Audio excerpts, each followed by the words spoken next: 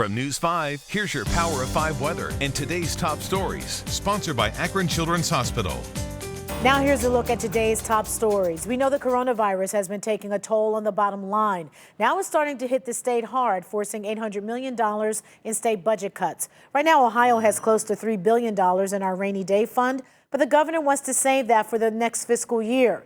For now, he wants to cut $210 million from Medicaid, $300 million from K through 12 schools, $110 million to higher education, $55 million in other education budget items, and $100 million from state agencies. We can expect more information in the coming days on the details of those budget cuts.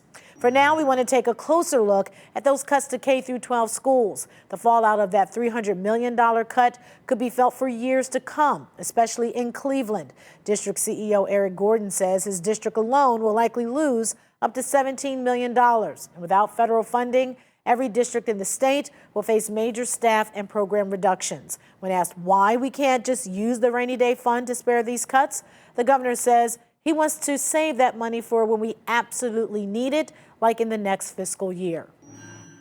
Nearly $1 million for domestic violence shelters was approved in last summer's budget, and it's being distributed now. That money can't come soon enough for shelters struggling through this pandemic. It will help shelter workers buy personal protective equipment and keep their facilities clean for those in need. They say this funding is crucial since they expect more people to seek shelter once stay-at-home orders are lifted.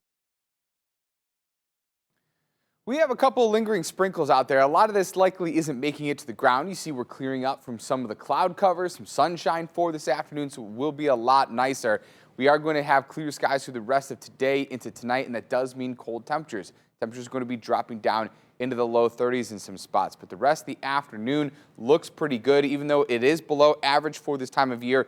In the low 50s, the sun really helps. Tomorrow is going to be warmer after the cold start. We're climbing into the 60s.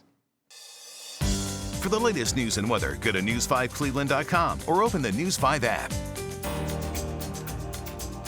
Sponsored by Akron Children's Hospital.